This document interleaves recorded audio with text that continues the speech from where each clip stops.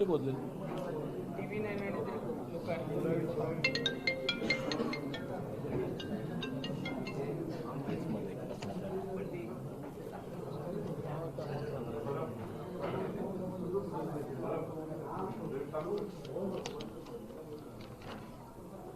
का केसरकर कोणतरी यायच्यात नाही एक दोन?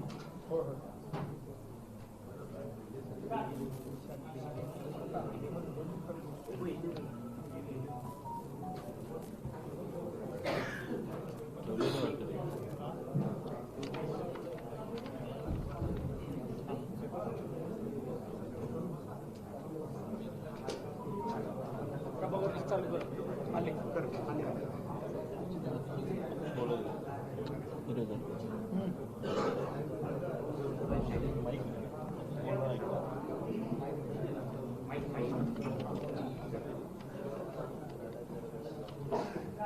चालू.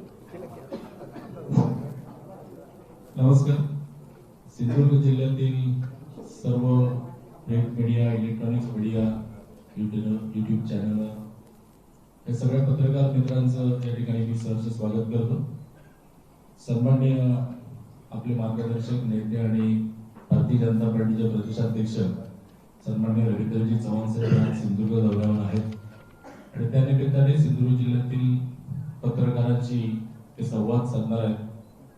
या संवाद पत्रकार परिषदेमध्ये आपल्या सगळ्या पत्रकारांचं पुनश्च एकदा स्वागत करतो, सगळ्या पदाधिकाऱ्यांचं स्वागत करतो आणि सन्माननीय चव्हाण साहेबांना विनंती करतो की त्यांनी पत्रकार मित्रांना संबोधित करा.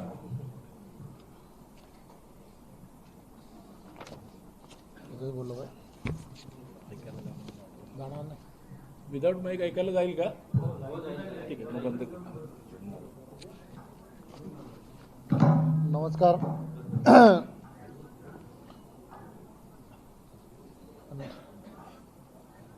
आज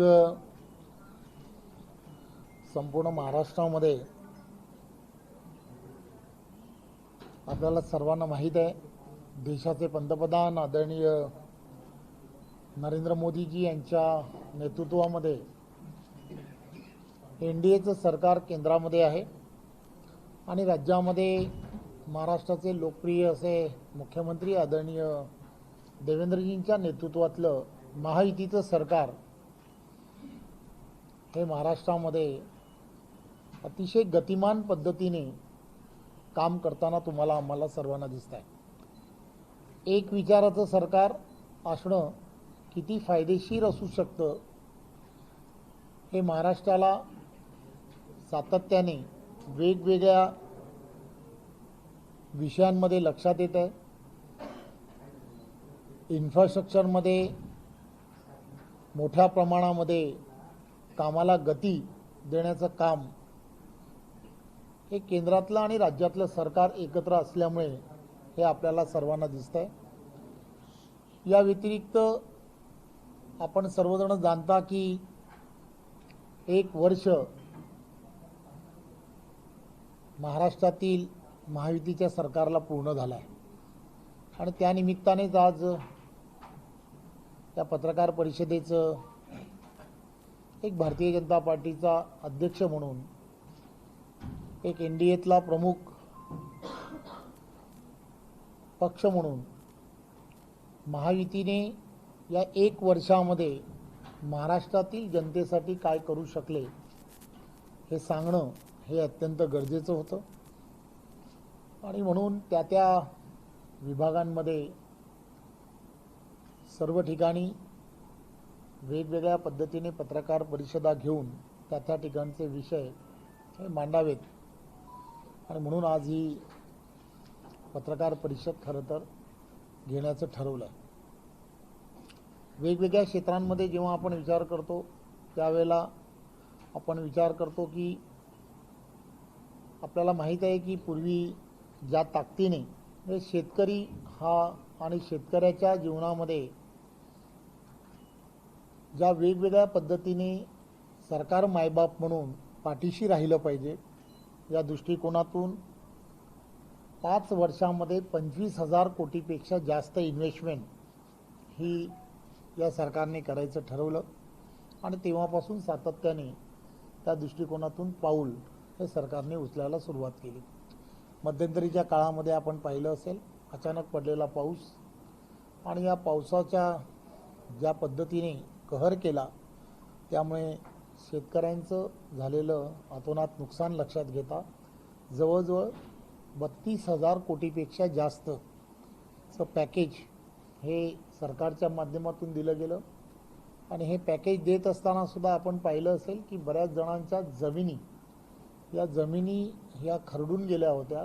त्या खरडून गेलेल्या जमिनीसाठी सुद्धा पहिल्यांदाच सरकारने एक नव्या पद्धतीने त्याच्यामध्ये सरकारने पाठीशी राहिलं पाहिजे या दृष्टिकोनातून सरकारने त्या संदर्भातला सुद्धा निर्णय घेतला, हे आपण सर्वजण जाणता. सौर या विषयामध्ये सुद्धा सरकारने अतिशय वेगळ्या पद्धतीने काम करायला सुरुवात केली. अपारंपरिक ऊर्जा निर्मितीच्या दृष्टिकोनातून आणि त्यामुळे खऱ्या अर्थाने शेतकऱ्यांना त्यांच्या असणाऱ्या वेळामध्ये त्यांना वीज उपलब्ध झाली पाहिजे या दृष्टिकोनातून काम हे सरकारने केलं आहे. वेगवेगळी धोरणं त्यामध्ये सरकारने केली. आपण जाणता की मत्स्य या विषयामध्ये आपण सर्वजण जाणता की त्यालासुद्धा मत्स्य व्यवसायाला कृषी दर्जा देण्याचं कामसुद्धा या सरकारच्या माध्यमातून करण्यात आलं. पशुसंवर्धनाला सुद्धा कृषी सक्षम दृष्टिकोनातून जो दर्जा दिला गेला पाहिजे होता तो देण्याचं काम हे सरकारच्या माध्यमातून केलं गेलं.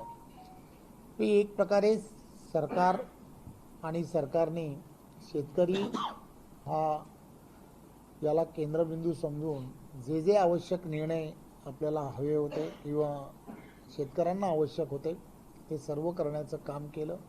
शेतकरी सन्मान योजनेच्या माध्यमातून शेतकऱ्यांना आणि नमो सन्मान योजनेच्या माध्यमातून केंद्र आणि राज्य हे दोघंही त्याच्या पाठीशी खंबीरपणे उभे आहेत हेही वारंवार दाखवण्याचा प्रयत्न हा सरकारच्या माध्यमातून झाला.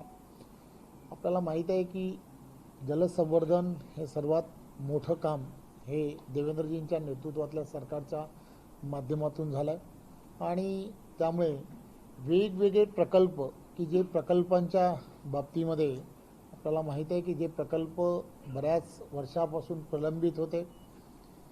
सिंचनाच्या प्रकल्पामध्ये विशेष करून गुंतवणूक करण्याच्या दृष्टिकोनातून फक्त विचार हा केला जायचा, परंतु त्याला मान्यता देण्याचं काम हे सरकारच्या माध्यमातून वारंवार झालं. आणि असे अनेक प्रकल्प जे प्रलंबित होते त्यांना एक वेगळ्या पद्धतीने प्रमा देऊन त्या कामांना खऱ्या अर्थाने सुरुवात केली गेलेली आहे हे आपण सर्वजण जाणता. खरं तर आपण सर्वांना मला सांगायला आनंद होतो की आदरणीय देवेंद्रजींच्या नेतृत्वामध्ये जवळजवळ जलयुक्त शिवार 2 या कामांना जी सुरुवात झाली या जवळजवळ वर्षभरामध्ये 37,000पेक्षा जास्त कामं ही पूर्णत्वाकडे गेली. त्याचबरोबर प्रधानमंत्री कृषी सिंचन योजनेचे 28 प्रकल्प हे त्यामध्ये मोठ्या प्रमाणामध्ये त्यामध्ये या सरकारचं या 1 वर्षामधलं असणारं योगदान आहे. हे शेवटी या सगळ्या गोष्टीमध्ये एक मोठं पाऊल महाराष्ट्रामध्ये टाकण्याचा प्रयत्न केला गेला. नदी जोड प्रकल्प या संदर्भात बरेच वर्ष चर्चा सुरू होती, परंतु नदी जोड प्रकल्प खऱ्या अर्थाने जर सुरू करायचे असतील तर त्यासाठी मराठवाडा ग्रीड असेल किंवा या पद्धतीने कशा पद्धतीने त्यामध्ये पुढे जाता येऊ शकतं त्याची खऱ्या अर्थाने सुरुवात जर कोणी केली असेल तर ते आदरणीय महाराष्ट्र राज्याचे लोकप्रिय असे मुख्यमंत्री देवेंद्रजी यांच्या नेतृत्वामध्ये महायुतीच्या सरकारने केलं आहे असं मला सांगायला आनंद होतो. पायाभूत सुविधा या अधिक सक्षम झाल्या पाहिजेत. वाहतुकीच्या कोंडी या शहरांमधल्या संपल्या पाहिजेत.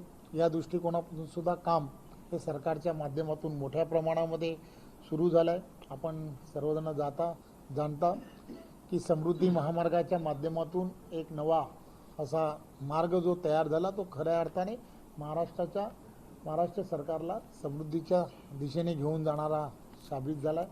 त्यामुळे असे काही मोठे प्रकल्प हे सर्व ठिकाणी सुरू झाले पाहिजेत या दृष्टिकोनापासून म्हणून शक्तीपीठ निर्माणाच्या संदर्भात सुद्धा महाराष्ट्र शासनाने निर्णय घेतला आहे आणि त्या दृष्टिकोनातून सुद्धा लोकांनी नियोजन जे आहे नियोजन हे सरकारच्या माध्यमातून होत आहे। वाढवण पोर्ट जे आहे वाढवण पोर्ट याला मंजुरी दिली गेल्यामुळे आपण सर्वजण जाणता की वाढवण पोर्ट हे आशियामधलं असणारं सर्वात मोठं असं पोर्ट आहे।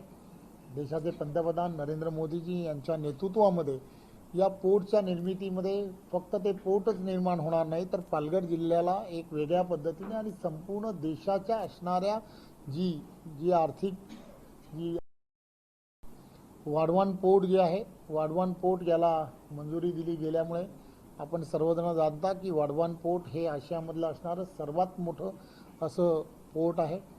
देशाचे पंतप्रधान नरेंद्र मोदीजी यांच्या नेतृत्वामध्ये या पोर्टच्या निर्मितीमध्ये फक्त ते पोर्टच निर्माण होणार नाही तर पालघर जिल्ह्याला एक वेगळ्या पद्धतीने आणि संपूर्ण देशाच्या असणाऱ्या जी आर्थिक जी आपण सुबत्ता ज्याला म्हणतो सुबत्ता आणण्यामध्ये त्याचं सर्वात मोठं योगदान हे यामध्ये होणार आहे।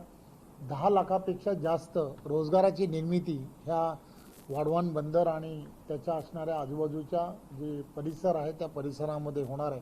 त्यामुळे त्या ठिकाणी एक चांगलं जे एअरपोर्ट व्हावं या दृष्टिकोनातला सुद्धा प्रयत्न हा त्याच भागामध्ये आदरणीय देशाचे पंतप्रधान नरेंद्र मोदीजी आणि देवेंद्रजींच्या नेतृत्वात होणार आहे।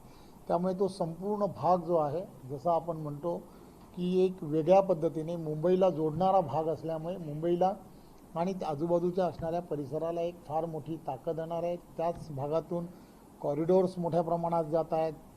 बडोदा हायवे जे आहे ते त्याच भागातून जात आहे। त्यामुळे एक वेगळ्या पद्धतीने तिथली असणारी परिस्थिती जी आहे तिथला असणारा जनजाती समाज जो आहे त्या जनजाती समाजाला एक रोजगाराच्या फार मोठ्या संधी हा या त्यामुळे उपलब्ध होणार आहे। जवळजवळ 238 मुंबई आणि मुंबई उपनगरामध्ये आपल्याला माहीत आहे की रेल्वे जी आहे ती अत्यंत महत्त्वाची अशी भूमिका त्याला धामिनी असं म्हटलं जातं मुंबईला त्या रेल्वेला म्हटलं जातं। त्यामुळे या रेल्वेच्या असणाऱ्या ज्या लोकल्स डबे आहेत किंवा ज्या गाड्या ज्या आहेत त्या गाड्यांसाठी सुद्धा 238 नव्याने खरेदी करण्याच्या संदर्भातला निर्णय हा सुद्धा त्याच माध्यमातून घेण्यात आला आहे। नागपूरचा असणारा रिंग रोड जो आहे त्याला सुद्धा जवळजवळ 13,000पेक्षा जास्त कोटी रुपये ही मंजुरी करण्यात आली आहे। त्याचबरोबर त्या ठिकाणी आंतरराष्ट्रीय असं व्यापार आणि वित्तीय केंद्र तयार व्हावं या दृष्टिकोनातून सुद्धा 6,500 कोटीपेक्षा जास्त ही मंजुरी देण्यात आलेली आहे। असे अनेक प्रकल्प जे आहेत की जे प्रकल्प हे इन्फ्रास्ट्रक्चरमध्ये करण्याचा विचार केला गेलेला आहे आणि 100 गावं जी आहेत ती सौर ग्राम म्हणून योजना जी आहे ती सुरू झाली आहे। जवळजवळ 15 गावं त्या दृष्टिकोनातून आत्तापर्यंत पूर्ण झालेली आहेत। त्यामुळे या सगळ्या गोष्टी ज्या आहेत या येणाऱ्या काळामध्ये महाराष्ट्राच्या या सगळ्या गतिमान महाराष्ट्र करण्यासाठी ज्याला देवेंद्रजी नेहमी म्हणतात की महाराष्ट्र आता थांबणार नाही। त्याचा अर्थ असा आहे की महाराष्ट्राला प्रत्येक क्षेत्रामध्ये 1 नंबर करण्याचं काम हे महायुतीचं सरकार महाराष्ट्रातलं या गेल्या 1 वर्षामध्ये करत आहे। लाडकी बहीण योजना जी आहे विरोधक वारंवार सांगत होते की लाडकी बहीण योजना ही बंद होणार आहे पण आपण जाणताय की देवाभाऊ नेहमीच सांगतात की मी जोपर्यंत मुख्यमंत्री म्हणून आहे तोपर्यंत या योजनेला कुठेही धक्का लागणार नाही कारण मी तुमचा सर्वांचा लाडका देवाभाऊ आहे। त्यामुळे ती योजना अतिशय योग्य प्रकारे सुरू आहे। राज्यामधील असणाऱ्या 10 जे जिल्हे आहेत त्या 10 जिल्ह्यांमध्ये उमेदचे मॉल तयार व्हावेत अशा दृष्टिकोनातून महिलांचं सक्षमीकरण व्हावं या दृष्टिकोनातून सुद्धा एक विचार आणि उमेदची असणारी ही जी एक फार मोठी असणारी महिलांची ताकद आहे तिला खऱ्या अर्थाने बाजारपेठ निर्माण करून देणं या दृष्टिकोनातून निर्णय हा सरकारने घेतला आणि त्या दिशेने आपण कामाला सुरुवातही झालेली आहे। आपण सर्वजण जाणता की महाराष्ट्राला जर पुढे न्यायचं असेल तर यामध्ये मोठ्या प्रमाणामध्ये इन्व्हेस्टमेंट येणं हे अत्यंत गरजेचं आहे आणि म्हणून जवळजवळ 16 लाख कोटीपेक्षा जास्त सामंजस्य करार हे दावोसमध्ये हे गेल्या वर्षभरामध्ये झाले आणि हे करार फक्त झाले नाहीत तर त्यापैकी 80% जास्त उद्योगधंद्यांना खऱ्या अर्थाने सुरुवातही झालेली आहे आणि त्यामुळे गेल्या पूर्ण वर्षभरामध्ये ही असणारी परिस्थिती लक्षात घेता जवळजवळ आपण पूर्ण देशभरामधली असणारी सर्वात जास्त FDI ज्याला म्हणतात इन्व्हेस्टमेंट जी आहे की एक वातावरण पूर्णच्या पूर्ण महाराष्ट्रामधलं हे उद्योगधंद्यांसाठी पोषक असल्यामुळे मोठ्या प्रमाणामध्ये उद्योगधंदे हे महाराष्ट्रामध्ये यायला सुरुवात झालेली आहे आणि या सुरू झालेल्या या उद्योगांच्या माध्यमातून जवळजवळ 1.5 लाखापेक्षा जास्त लोकांना रोजगाराच्या संधी खऱ्या अर्थाने प्राप्त झाल्या आहेत हे मला सांगायला आनंद होतो. आपण सर्वजण जाणता की या सगळ्या विषयांमध्ये सुद्धा पोलीस भरती हा विषय हा अत्यंत महत्त्वाचा विषय होता आणि म्हणून राज्यभरामधले गेल्या वर्षभरामध्ये 45,000पेक्षा जास्त लोकांना रोजगाराची पोलीस भरती ही करण्यात आलेली आहे. त्या व्यतिरिक्त आपण वेगवेगळे डिपार्टमेंट्स आहेत. या डिपार्टमेंटमध्ये नरेंद्र मोदीजींच्या नेतृत्वामध्ये सातत्याने सांगितलं जात होतं की शासकीय नोकऱ्या ज्या आहेत त्या नोकऱ्यांमध्ये ज्या ठिकाणी आपल्याला भरती करता येऊ शकते त्या ठिकाणी भरती करावी असं जेव्हा सांगितलं तेव्हा वेगवेगळ्या डिपार्टमेंट्समध्ये सुद्धा वेगवेगळ्या पद्धतीने भरत्यांचं TCSच्या माध्यमातून किंवा कुठेही ज्याला म्हणतो की पारदर्शकता ठेवून सर्व भागांमध्ये मग त्या महानगरपालिका असतील किंवा वेगवेगळ्या असणाऱ्या शासकीय ज्या नोकऱ्या होत्या ज्या प्रलंबित होत्या त्या सर्व ठिकाणी सुद्धा एक चांगल्या पद्धतीने पारदर्शकपणे त्या ठिकाणी नोकऱ्यांच्या संधी ही तरुणांना मोठ्या प्रमाणामध्ये मिळत आहेत हे मला सांगायला आनंद होतो. नवी मुंबई या भागामध्ये एक विद्यापीठ 5 परदेशी विद्यापीठांचे करार झालेले आहेत आणि त्या ठिकाणी एज्युकेशन सिटी म्हणून येणाऱ्या काळामध्ये नवी मुंबई हा जो भाग आहे तो भाग येणाऱ्या काळामध्ये आपल्याला सर्वांना पाहायला मिळणार आहे. आपण पाहत असाल पूर्ण देशभरामधील असणारे असंख्य तरुण शेकडो तरुण हे शिक्षणाच्या निमित्ताने बाहेर असणाऱ्या काही प्रमुख युनिव्हर्सिटी ज्या आहेत त्या युनिव्हर्सिटीमध्ये शिक्षणासाठी जात असतात. त्यामुळे त्यांना बाहेरगावी न जाता ते याच ठिकाणी त्यांना शिक्षणाच्या व्यवस्था झाल्या पाहिजेत या दृष्टिकोनातला प्रयत्न हा आपले देवेंद्रजींच्या नेतृत्वात झाला. त्याचा अर्थ फक्त लक्षात घेतला पाहिजे की आपल्या देशातील असणारी करन्सी जी आहे ही करन्सी बाहेरच्या देशामध्ये जेव्हा एखादा विद्यार्थी किंवा एखादा कोणीतरी ज्यावेळेला बाहेर जात असतो त्यावेळेला आपल्या देशातली जे पैसे जे आहेत ते बाहेर जात असतात. परंतु हीच जर शिक्षणाची व्यवस्था जर आपल्याच देशामध्ये झाली तर ती पूर्णच्या पूर्ण करन्सी जी आहे ती करन्सी आपोआप आपल्या देशामध्ये राहायला सुरुवात होईल. एक दूरदृष्टी असणारा नेता कसा असतो हे देवेंद्रजींनी या त्यांच्या विविध कामांमुळे आपल्याला लक्षात आणून दिलेलं आहे. सौर अपारंपरिक ऊर्जेच्या बाबतीमध्ये आपण सर्वांना पाहित असेल की ज्यांनी एखाद्या विजेचं उत्पादन करण्यासाठी जेवढा खर्च येत असतो त्यापेक्षा विजेची बचत केल्यानंतर त्याच्यामध्ये आपल्याला फार मोठ्या प्रमाणामध्ये फायदा होऊ शकतो आणि एखादी इन्व्हेस्टमेंट जर आपण पूर्णच्या पूर्ण जर नैसर्गिकरित्या जर केली आणि त्याचा दूरगामी जर फायदा होणार असेल तर त्यासाठी आपण काम करायला हवं. आणि म्हणून येणाऱ्या काळामध्ये त्यांनी केलेला हा ऐतिहासिक जो निर्णय होता त्या ऐतिहासिक निर्णयामुळे अपारंपरिक ऊर्जेला सर्वात जास्त महत्त्व हे महाराष्ट्रात दिल्यामुळे आपल्याला लक्षात येत आहे की पूर्ण देशभरामध्ये असं कुठेच झालं नाही किंवा कुठे होत नाही की विजेचा दर जो आहे विजेचा दर हा कमी होणं हे गेल्या 25 वर्षामध्ये कधीच झालं नाही. विजेचा दर वाढत्या आपल्याला सर्वांना दिसला परंतु जो कमी झाला त्याचं कारणच एक आहे की देवेंद्र फडणवीसजी यांची असणारी दूरदृष्टी आहे असं या निमित्ताने मला सांगावं असं वाटतं. राज्य शासन असेल किंवा CBSE बोर्ड्स असतील किंवा ह्या सगळ्या ज्या आपलं असणारं शालेय शिक्षण आहे या शालेय शिक्षणामध्ये छत्रपती शिवाजी महाराजांचा असणारा जो इतिहास आहे तो इतिहास त्यामध्ये प्रामुख्याने शिकवला गेला पाहिजे. या दृष्टिकोनातून पाऊल हे या पूर्णच्या पूर्ण 1 वर्षामध्ये सातत्याने घेण्याचं काम झालं. मोठमोठ्या शहरांमध्ये क्रीडा संकुले तयार झाली पाहिजेत या दृष्टिकोनातला सुद्धा विचार केला गेला आहे. खेलो इंडियाच्या माध्यमातून देशभरामध्ये खेळाडूंना एक वेगळ्या पद्धतीचं मदत ही केंद्रातल्या सरकारच्या माध्यमातून होते आहे परंतु राज्यामध्ये सुद्धा एक खेळासाठी इन्फ्रास्ट्रक्चर तयार झालं पाहिजे या दृष्टिकोनातला प्रयत्न हा देवेंद्रजींच्या नेतृत्वातल्या या सरकारच्या माध्यमातून केला गेला. आपल्याला माहीत आहे की अहिल्याबाई होळकर यांची 350वी जयंती ही मोठ्या उत्साहामध्ये सर्व महाराष्ट्रामध्ये आणि पूर्ण देशभरामध्ये झाली आणि त्यामुळे अहिल्याबाईंचं असणारं जे योगदान आहे, योगदान या देशासाठी असणारं किती मोठं आहे हे आपण सर्वांनी जाणता आणि त्या दृष्टिकोनातून जवळजवळ 5,500 कोटीपेक्षा जास्त त्यांच्या तीर्थक्षेत्र जी आहेत त्यांनी ज्या ज्या ठिकाणी वेगवेगळ्या पद्धतीने कामाला केली किंवा ज्या मंदिरांचा जीर्णोद्धार केला हा आपल्या सरकारच्या माध्यमातून करण्यात आलेला आहे. एक गोष्ट लक्षात घेतली पाहिजे की आपण सर्वजण जाणता की सर्व राज्यांमध्ये ज्या सरकारी सेवा ज्या आहेत त्या सरकारी सेवा येणाऱ्या काळामध्ये आपण जाणता की यामध्ये पारदर्शकता आली पाहिजे. या दृष्टिकोनातून देवेंद्रजी जेव्हा 2014 पासून 2000 या आजपर्यंत सातत्याने त्याचा प्रयत्न करत आहेत आणि त्या सर्व गोष्टींमध्ये तहसीलदार कार्यालय असेल किंवा सरकारी जेवढी कार्यालय आहेत की ज्या ठिकाणी दाखले दिले जातात किंवा या सगळ्या गोष्टींमध्ये विलंब जो केला जातो, आज आपल्याला माहिती आहे की हे पूर्णच्या पूर्ण महाराष्ट्र किंवा देशामध्ये सर्व ठिकाणी डिजिटलायझेशन मोठ्या प्रमाणात झालेलं आहे. त्यामुळे डिजिटलायझेशन झालेला याचा फायदा हा सामान्य नागरिकांना झाला पाहिजे. या दृष्टिकोनातून हे सर्वच्या सर्व दाखले जे आहेत ते व्हॉट्सअपच्या माध्यमातून देण्याचा निर्णय हा या सरकारच्या माध्यमातून केला गेलेला आहे.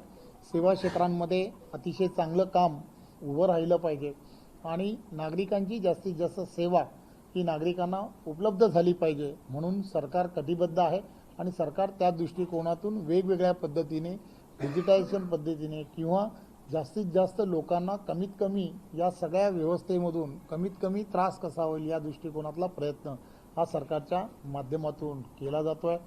अनुकंपाच्या माध्यमातून जो अनुशेष गेल्या काही वर्षभरामध्ये होता, जवळजवळ 5,500पेक्षा जास्त लोकांना शासकीय नोकऱ्यांमध्ये त्यामध्ये प्राधान्य देण्याचं काम हे सरकारच्या माध्यमातून झालं आहे.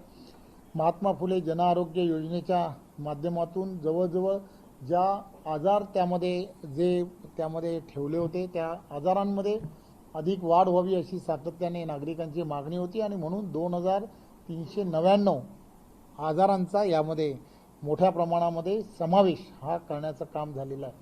पूर्ण वर्षभरामध्ये जवळजवळ 1,09,440 ग्रामीण कुटुंबांना न जोडण्या करण्याचं कामसुद्धा याच वर्षांमध्ये झालेलं आहे. नवी मुंबई जे आहे त्यामध्ये महाराष्ट्र इनोव्हेशन सेंटर तयार करावं, ती सिटी तयार करावी असा विचार हा शासनाच्या माध्यमातून सुरू झालेला आहे आणि त्या दृष्टिकोनातून कामालाही प्रत्यक्षपणे सुरुवात केली गेली आहे.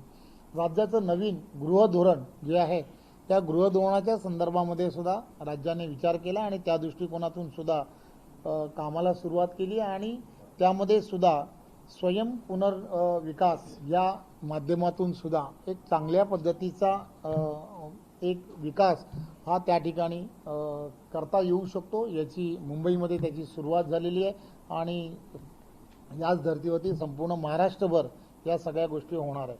प्रधानमंत्री आवास योजनेच्या माध्यमातून जवळजवळ 30 लाखापेक्षा जास्त घरांची निर्मिती करण्याचं ठरवलं आहे आणि त्यापैकी जवळजवळ 4,91,000 घरं ही पूर्ण झाली आहेत हे मला सांगायला आनंद होतो. तुकडेबंदीचा कायदा शिथिल करण्याचा निर्णय हा 1 जानेवारी 2025 पर्यंत झालेला आहे आणि त्यामुळे त्यासाठीच्या असणाऱ्या ज्या कायदेशीर ज्या बाबी आहेत त्या बाबी पूर्ण करण्याचं काम केलं जात आहे.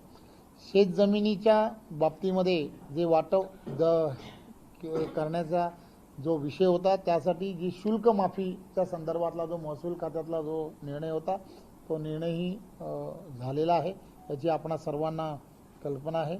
आणि आणीबाणीत कारावास ज्या मंडळींनी भोगला अशांच्या मानधनामध्ये सुद्धा दुप्पट वाढ करण्याच्या संदर्भातला निर्णय हा सुद्धा शासनाच्या माध्यमातून घेतला गेलेला आहे. महाराष्ट्र राज्य अनुसूचित जाती आयोग हा महाराष्ट्र राज्य अनुसूचित जमाती आयोग या दोन्ही गोष्टीला संविधानिक जी मान्यता दिली पाहिजे होती ती मान्यता ही शासनाच्या माध्यमातून दिली गेलेली आहे. पीपल्स एज्युकेशन सोसायटीला 500 कोटी रुपयापर्यंतचा निधी देण्याच्या संदर्भातला जो निर्णय होता तो निर्णयही शासनाच्या माध्यमातून घेण्यात आलेला आहे. महात्मा फुले मागास विकास महामंडळ, संत रोहिदास चर्मकार उद्योग, चर्मकार विकास महामंडळ, साहित्यरत्न लोकशाही अण्णा भाऊ साठे विकास महामंडळ या सर्व बाबतीमध्ये ज्या कर्जाच्या संदर्भात या भागांमध्ये लाभार्थ्यांना जे कर्जाच्या संदर्भातल्या काही प्रकरणं होती त्यांना शिथिलता देण्याच्या संदर्भात बऱ्याच दिवसापासूनच्या मागण्या होत्या, त्या संदर्भात शिथिलता देण्याचं कामसुद्धा बऱ्याच अंशी हे करण्यात आलेलं आहे. त्याच व्यतिरिक्त ओबीसींसाठी 72 नवी वसतिगृह करावीत असा जो विचार झाला होता त्यापैकी 64 जवळजवळ पूर्ण झालेली आहेत. मागासवर्गीय वित्त व विकास महामंडळ वसंतराव नाईक महामंडळाची कर्ज मर्यादा 10 लाखावरून 15 लाख रुपये करण्याचं ठरवलं होतं, ते पूर्ण झालेलं आहे. नमो आदिवासी स्मार्ट शाळांमार्फत 73 आश्रमशाळांना विज्ञान केंद्र म्हणून घोषित केलेलं आहे. आदिवासी जनजाती समाज मोठ्या प्रमाणात आहे, त्यांना PhD मास्टर डिप्लोमा थेट परदेशात जाण्यासाठी 12 विद्यार्थ्यांची नव्याने आपण निवडही याच माध्यमातून झालेली आहे. परशुराम आर्थिक विकास महामंडळ, वीर शिरोमणी महाराणा प्रताप आर्थिक विकास महामंडळ, श्री वासवी कन्यका आर्थिक विकास महामंडळ या योजनांना सुद्धा मंजुरी देण्याचं काम झालेलं आहे. त्याचबरोबर नोंदणीकृत बांधकाम कामगारांना सुद्धा 60 नंतर सुद्धा निवृत्ती वेतन देण्याच्या संदर्भातला निर्णय आणि संजय गांधी निराधार आणि श्रावणबाळ योजनेतील दिव्यांग लाभार्थी यांना अर्थसहाय्य म्हणून 1000 रुपयाची वाढ, अशा अनेक योजना ज्या आहेत त्या योजनांच्या माध्यमातून या सरकारने या नरेंद्र मोदीजींच्या नेतृत्वामध्ये आणि महाराष्ट्राचे लोकप्रिय असे मुख्यमंत्री देवेंद्रजी यांच्या नेतृत्वामध्ये ते महायुतीचं सरकार हे अतिशय गतिमान पद्धतीने आणि अतिशय पारदर्शकपणे काम करत आहे. या सगळ्या गोष्टीला 1 वर्ष आपल्या सर्वांच्या सहकार्यामुळे हे पूर्ण झालेलं आहे. महाराष्ट्राला येणाऱ्या 2029 पर्यंत आपल्याला अधिक गतिमान करणं हे अत्यंत गरजेचं आहे आणि त्यामुळे त्यांनी जे योजलं आहे की महाराष्ट्राला प्रत्येक क्षेत्रामध्ये आपल्याला 1 नंबर करायचा आहे आणि त्यासाठी ते सातत्याने दिवसाचा रात्र करतायत. 24 तासांपैकी 18 तास जवळजवळ ते महाराष्ट्रातील जनतेसाठी देण्याचा सातत्याने प्रयत्न करतायत. माझी आपणा सर्वांना विनंती आहे की या 1 वर्ष त्यांच्या या कारकीर्द पूर्ण महायुतीच्या या कार्यकाळाला पूर्ण झालेला आहे. त्यामुळे आज या पत्रकार परिषदेच्या माध्यमातून जो संक्षिप्तमध्ये जो विषय आपल्यासमोर मांडायचा होता तो मांडण्याचा एक प्रयत्न केला आहे. त्याबद्दल आपण सर्वांनी शांतपणे हा विषय ऐकून घेतलात त्याबद्दल मी आपण सर्वांचं मनपूर्वक धन्यवाद देतो. आणि तुमचा आवडता विषय सांगतो, पुढचा सांगतो त्याच्यापेक्षा दुसरा एक आवडता विषय आहे, कारण मला लग्नाला पण जायचं आहे. त्यामुळे आपल्याला माहिती आहे की आत्ता पूर्ण महाराष्ट्रामध्ये सर्व ठिकाणी स्थानिक स्वराज्य संस्थांच्या निवडणुका या अतिशय जोमामध्ये सर्व ठिकाणी सुरू होत्या आणि त्यापैकी काही निवडणुका या पूर्ण झाल्यात, परंतु काही नगरपालिकेच्या निवडणुका अजूनही काही तांत्रिक कारणामुळे प्रलंबित आहेत. 20 तारखेला त्या निवडणुका होणार आहेत. परंतु या सगळ्या गडबडीमध्ये निवडणूक असते, निवडणुकीच्या प्रचारामध्ये अनेक आरोप प्रत्यारोप अशा सगळ्या गोष्टी होत असतात आणि तशा होणं हे स्वाभाविकही असतं. परंतु एक गोष्ट फार महत्त्वाची आहे की या संदर्भात भारतीय जनता पार्टी, शिवसेना आणि राष्ट्रवादी आम्ही सर्वजण महायुतीमध्ये एकत्रपणे सत्तेमध्ये गेली 1 वर्ष अतिशय चांगल्या पद्धतीने काम करतो आहे आणि त्यामुळे या सगळ्या गोष्टी महाराष्ट्रातील जनतेसाठी फार हितावह आहेत. हे मी आत्ताच सांगितलेल्या विषयामुळे आपल्याला लक्षात येतं. त्यामुळे येणाऱ्या काळामध्ये राज्यामधलं आणि केंद्रातलं सरकार अतिशय सुरळीतपणे 2029 पर्यंत चाललं पाहिजे, ही धारणा पूर्ण महाराष्ट्रातील जनतेची आहे आणि हीच धारणा भारतीय जनता पार्टीची सुद्धा आहे. आणि भारतीय जनता पार्टीचा प्रदेशाध्यक्ष म्हणून आणि पूर्ण पार्टीचे असणारे आमचे सर्व नेते मंडळी याच दिशेने आहेत. परंतु एक गोष्ट लक्षात घेतली पाहिजे की काही दिवसा अगोदर काही घटनाक्रम असेच होत राहिले की त्या घटनाक्रमांमुळे काही ना काहीतरी विषय पुढे जात राहिले. कालच या संदर्भामध्ये 2 दिवसा अगोदर आदरणीय एकनाथराव शिंदेजी उपमुख्यमंत्री आमचे महायुतीतले नेते आहेत त्यांच्याशी चर्चा झाली आणि त्यांनी या संदर्भामध्ये विषय जे आहेत ते विषय आपण अधिक वाढवू नयेत असं ज्यावेळेला सांगितलं त्यावेळेला मी त्यांना म्हटलं की आपण काय करावं ते लवकरच आम्ही सर्वजण देवेंद्रजी मी आणि ते आम्ही सर्वजण बसणार आहोत. त्यामुळे त्यांनी असं मला सांगितलं की जे घडलं आहे त्यापैकी काही गोष्टींवरती आपण पडदा टाकला पाहिजे. त्यामुळे कल्याण डोंबिवली आणि हा सगळा जो भाग आहे जरा एकदम अतिशय संवेदनशील आहे. त्यामुळे त्या संवेदनशील भागामध्ये काही प्रवेश हे शिवसेनेकडून काही प्रवेश घेण्यात आले. त्यामुळे मग त्या दृष्टिकोनातून भारतीय जनता पार्टीने सुद्धा काही प्रवेश त्या संदर्भात घेतले. त्यामुळे त्या घेतलेल्या प्रवेशांच्या संदर्भात काही चर्चा येणाऱ्या काळात करणं हे अपेक्षित आहे. त्यामुळे त्यामध्ये एक युवा नेतृत्व आहे अभिजित थरवळ म्हणून, त्याचा प्रवेश घेतल्यानंतर थोडंसं अधिक त्यामध्ये तीव्रता जाणवली. त्यामुळे असे काही प्रवेश उल्हासनगरमधले असणारे काही प्रवेश, कल्याण डोंबिवलीमधले असणारे शिवसेनेमधले काही प्रवेश, आमचे भारतीय जनता पार्टीमधले असणारे प्रवेश, या सर्व गोष्टींबद्दल थोडीसे आक्षेप सर्व बाजूने हे दोन्ही बाजूने दिसत आहेत. त्यामुळे त्या संदर्भात वरिष्ठ मंडळी सगळेजण बसतील असं आम्ही सर्वांनी ठरवलं आहे. त्यामुळे या सगळ्या गोष्टीची चर्चा 100% होईल आणि तूर्तता या सगळ्या गोष्टीवरती पडदा पडला पाहिजे. यानंतरच्या काळात महाराष्ट्रातील असणाऱ्या सगळ्या भारतीय जनता पार्टी शिवसेनेतील सर्व कार्यकर्त्यांनी आणि पदाधिकाऱ्यांनी आपापसामधले असणारे कोणालाही घेऊ नये अशा पद्धतीचा हा निर्णय आम्ही आता सध्या शिंदेसाहेब असतील, देवेंद्रजी असतील आणि आम्ही भारतीय जनता पार्टीचे आणि आम्ही सगळीजण राजकारणामध्ये असणारे बरेच वर्षाचे एकत्र काम करणारे कार्यकर्ते, महायुतीमध्ये करणारे कार्यकर्ते आहोत. त्यामुळे आम्ही सर्वांनी मिळून असा निर्णय घेतला आहे.